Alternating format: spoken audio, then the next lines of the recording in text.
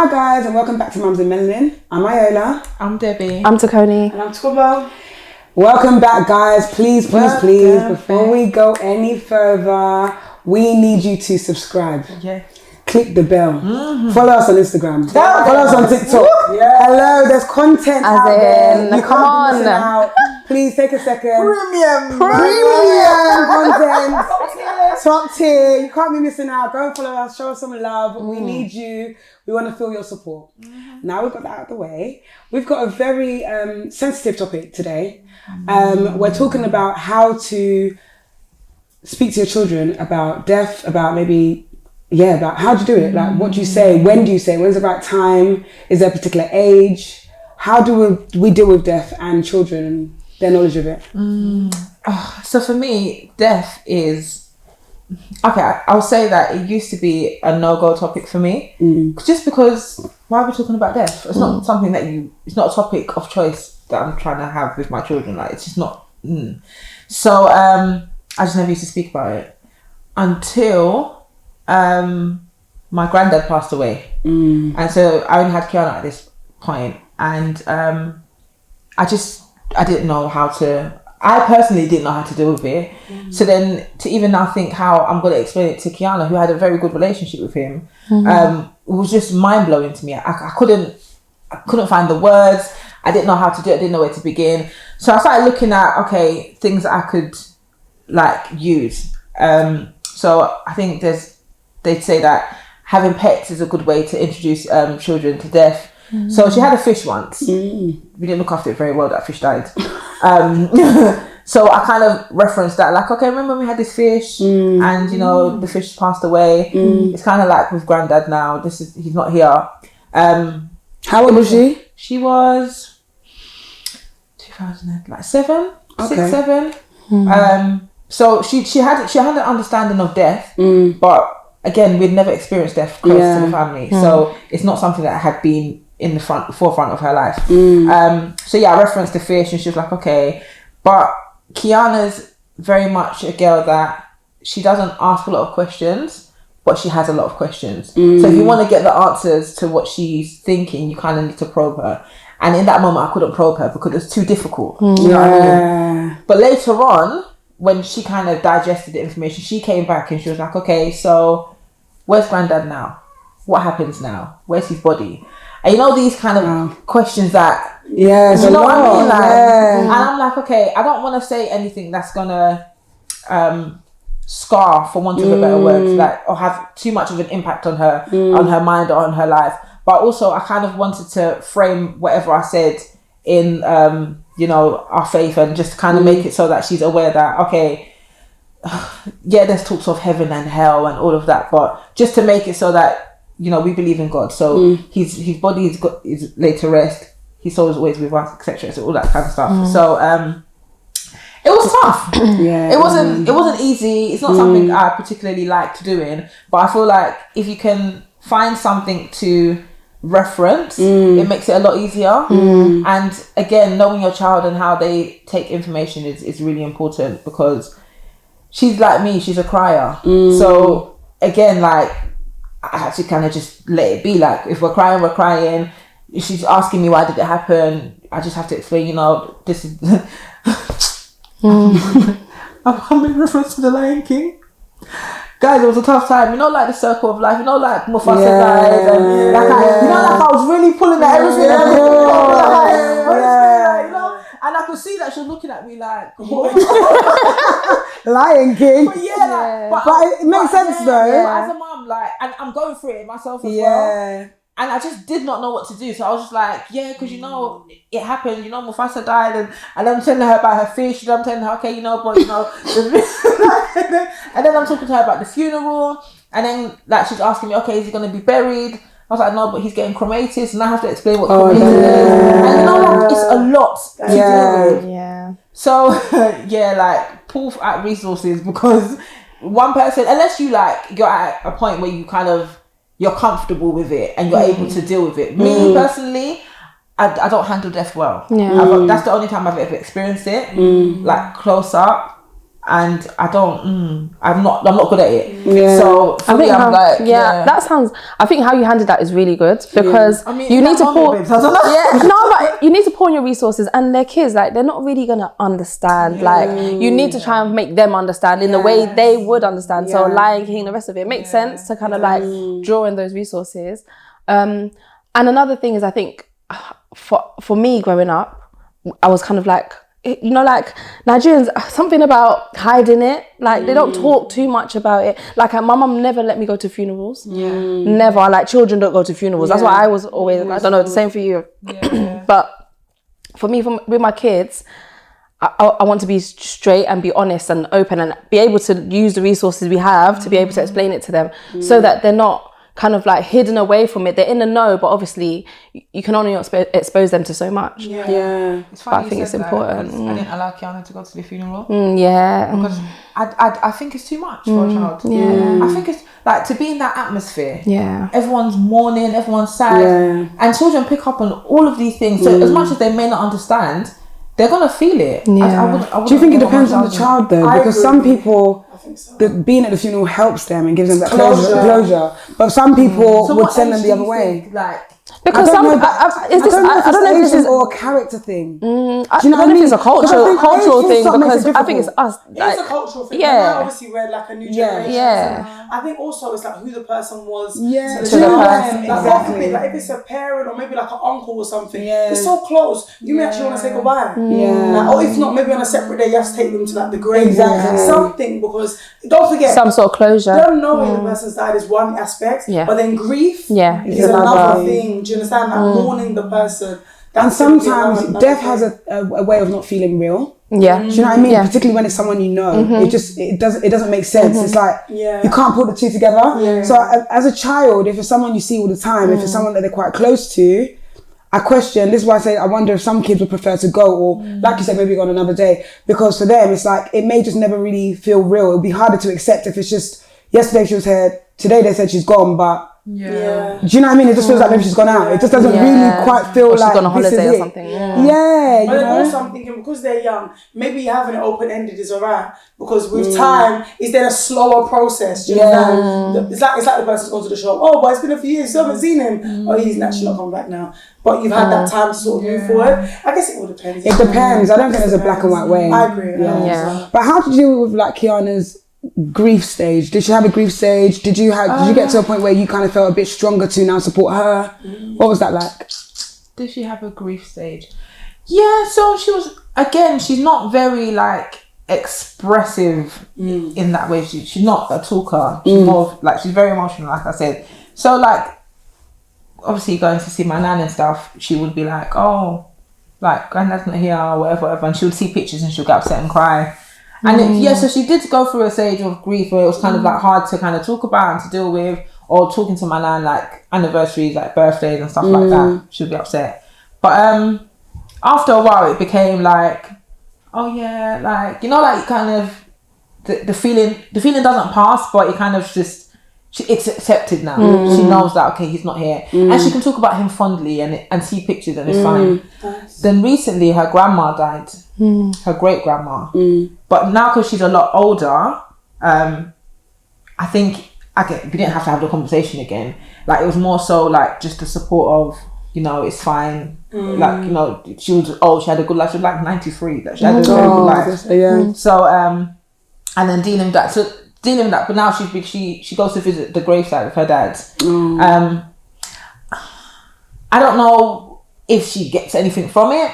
I've never personally I've never done that. So I don't know like what the process is or what it looks like. Do you know what I mean? And I don't know if she gets any comfort from going to visit the gravesite. I don't know. She's been, it is what it is kind of thing. But yeah, I think time is definitely a big factor in with children as well, because as they grow older and their understanding broadens, they'll realise that, okay, death is a part of life. So I feel like having a conversation with Isaiah will be completely different to Kiana, because already he will be like, even today, if I cut my fingers with these scissors, will I die? And it's so blunt that I'm just like, no, what? Stop talking to me like this. But he's so like, it's not a thing like, oh, what happened? Did he die? Yeah. And I'm just like, yeah. I think games and stuff online make it a bit desensitized a bit. Yeah, maybe. But then we still that's play the same games. with- Like, yeah. should people play Mario? You die, you have 3 lives. You come back to life. Yeah. It wasn't really anything, but I don't know. I think death it resonates differently in different people. Definitely. So And how families and even culturally people cope with it is very different, and that impacts kids as well. I think the hardest bit, like and when I hear it, I really find it difficult, is when you hear a child's lost their parent, like especially at a young age. Obviously, at any age. But how do you break that to the child? You know, sibling, literally. That reminds me of a time I was working in intensive care. This was when I was a student. I did a 4-week placement. And I hated it. I said never again, because it was just death. But I'm pediatrics, so it's children dying. And there was this little boy, and his brother was autistic, and this boy passed away. And like the boy, like they helped him put like the mold of his hand. Like with his brother, they help the family, but the young child, the brother, kind of cope with it while the boy was still laying there, actually like dead. You know. And they did a mold of his hand. Like they gave him a teddy. Like he allowed the brother gave the boy that had obviously passed away a teddy and things like that. Like that closure there. They knew he was passing, right? Yeah, they knew he was dying already. That's hard. Yeah, It's so hard. Yeah. I stood in the room as a student. I don't. You know, you're like. Yeah. Okay, what do I need to go and get out of the room, because it's too much. It's a lot. It is and I think that's really hard. I don't know. Did you guys have anybody that passed away in your schools? Primary school, yeah. Oh my gosh, I did. Because I feel like I'm trying to think of when I first heard about death, and I think it was in primary school. There was a boy that passed away. Was it meningitis? No, it was the train. It was meningitis. The girl that I knew. Trains? Yeah, his toggle got caught as the train was closed. They just told us in assembly, yeah. The toggle, so he went through, So that we did like, his name was Amit. We did like they did like a little area of the school with his name and in rocks and stuff like that. So that was like his little bit to kind of visit and stuff like that. But yeah, I think he may have been either a year younger than me, a year older. I can't remember. It wasn't in my year group. But yeah. Wow. Yes. And then there was another girl. I'm just going into stories, but in secondary school, she was in my class. She just like showed up one day, and then we just got talking. Her parents, I think, were diplomats. They travel around a lot. But she was she's got leukemia. In our secondary school. Yeah, trust me. Her name was like Sophia or something. Stephanie. She was literally there for less than a year. She's just dead. To this day, I'm just thinking, did she die? Where is she? Wait, her name was Stephanie. Or Sophia. No, I mean, again, she was there for less than a year. She was in my class, like. Yeah. Then did they have an assembly as well? No, I don't know, but I always think about it because she had leukemia. Huh? You don't know that she died? I hope she didn't. Yeah, I know, but I always do think about it though. Yeah. There was actually a girl in my primary school, and I think we didn't know she had meningitis. She had like, sort of a skin, she had stuff on her skin or whatever, but we didn't know. Being kids, you don't know what it is, and you just get on with it kind of thing. And I remember vaguely when we were told, and I do remember feeling really, really like sad and just like low about it. I was just thinking like I didn't know that she had something that could cause this. Yeah. I think so. For me, it's like in your head you just think, oh, I don't know. I think naturally with death, you start to think maybe I could have done little things. It wasn't obviously I was in primary school, and that's what kids do. Just like you start blame themselves. Like, what could I have done differently? Yeah, or just like, oh, hope she was okay, or maybe we should invite her to play more. Little things. Like, so it's so little because it's not like we didn't play with her, but it just starts to make you. Yeah, I remember thinking like, oh my gosh, it was just the fact that it was the first time I think I was introduced, I would say, to death around that age, and it was just like. Yeah, it was just, wow, it was a lot. I remember us all feeling like, there was a little group of us, and I remember us feeling a bit like, just really low, and just, it was just hard to kind of swallow. Did the school do anything? I do believe they had an assembly. They're the ones who basically informed us. They had an assembly and stuff like that. But yeah, it's a lot. It can be quite a lot. I think the important thing in any like passing or death in a family or school or whatever is the aftermath, is the coping with the grief. And the healing from that. So like the activities that you said, like the stones, and even when I was in hospital, for me it was very strange because as a Nigerian, I feel like when you're dealing with death, it's more like, why are you touching, like, for me in my head, I'm like,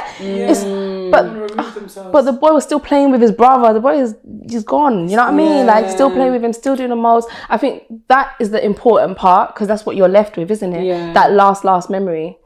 Yeah, so it's just a bit mad. Now. How many of you were raised knowing who your grandparents? Like, as actually in having personal one-on-one relationship with them? No, sorry, let me rephrase that. How many of you were raised with grandparents that were alive? Yeah, my grandma. Your grandma. And did you have a relationship with them? Mm-hmm. All my grandparents were alive. I spoke to them on the phone. So you knew them. Yeah, I met them all. And mine was in the UK. Like, I know yours have passed a few times. Have yours passed? Mine have not passed yet. Yours. When they passed, how did that affect you? Yeah, I think when my grandma passed, because she came a few times when my siblings were growing up, but she came when my brother was young. He's now 18 or 19, whatever it is. Anyways, and when she came, she was already like 80-ish or something, and I used to care about her hair. Her hair was very grey, very soft. She had like really like coolie, beautiful hair. So I used to care about her hair a lot, and she used to like get really excited. Every week we're doing like a new maybe like 8K rolls. Yeah. She was very happy when she had her little styles done. So it was quite a nice bonding time with her, because she lived in Nigeria predominantly. So whenever she was here, it was our little time to bond, and she'd make me these different meals that my mum might not make, or she'd tell me stories about how she met my granddad, and I used to love that like story time. I used to love sitting with her and understand what life was like back then. So when she passed, yeah, it was a lot for me, because for me it was like, though I've known her in her older years, that's kind of when I had a relationship with her personally. It was just, I had a relationship with her. Do you know what I mean? I knew her, we spoke, and I used to start remembering like the stories she'd tell me, the way she'd laugh, the things that irritated her, all them kind of things. But then, like, similar to you, my mum was grieving, because that's her mum. Do you know what I mean? Yeah. So it's like, it's a very different type of grief when I knew her when she obviously come round and stuff like that, but this is her mum. Do you know what I mean? She has lifelong memories of her. Yeah. And so I didn't want to go to my mum constantly and be like, oh, do you remember this? Because it just felt too sensitive at the time. So I would talk to my sister about it, or like my friends and stuff like that. But I'd say it was only like now, and maybe a few years later, I started talking to my mum about it a bit more. After the funeral, again, the closure, I think that really helped. But for me, maybe because she didn't live in this country, it was a lot in the fact that I'm not going to see her next year summer. But then it wasn't someone's missing from the house. Does that make sense? Because she wasn't always there in the UK. So it was kind of a weird one. So it's like, I had moments where I'm like, oh, she's actually gone, like, bless her. But she lived a good life. She was an old woman. Do you know what I mean? So I celebrated that. But then sometimes you're just thinking, wow, like, because towards the end, she had dementia. She couldn't remember anything, stuff like that. And you just think, oh, this woman that was so vibrant that, tell me stories from when she was. So it's such a weird one. It's a real weird one. But I think because I didn't live with her, I think it was a little bit easier than someone who may have actually lived or been brought up. There's a lot of people that are brought up by their grandparents, for example. It's a completely different experience. That dementia thing is very scary. Yeah. It's very scary. That's what prompted me to get the tattoos of. Really? Yeah. That's when I got Kiana's name tattooed, my reasoning was I never want to forget my child. Wow. So that's why I got her name tattooed, because I thought, if God forbid, if I was to ever lose my mind, how could I look at my child and not know who she is? That's the worst thing in life. So I thought, all right, cool. At least I'll know that Kiana's someone. And then I had 2 more, and I was like, continue on. But yeah, that's that for me. Like, obviously, like tattoos are tattoos or whatever, and the prayers that will never happen. I always, of course, like know who my children are. But at least, why did I go write this name here? Let me be knowing something. Do you know what I mean? But death is not easy, boy. No, it isn't. It isn't. Oh, yeah. On that note, anyways, guys, I think that was quite a heavy one. Yeah. But if you have any advice that we can share with other mums that might follow us or even ask us of how to deal with death, how to speak to our children about it, as you can see, some have had more direct experience, some haven't. Some is a bit more distant with closer with granddad, some's a bit more distant with maybe a neighbour or whatever. But just let us know what your thoughts are, whether you think there's an age or whether there isn't an age. We want to know how best to deal with these things. The truth is death will come at some point. So it's good to be prepared and kind of feel ready. So yeah, anyways, on that note, we hope you enjoyed the video and we'll see you next time. Take care. Bye.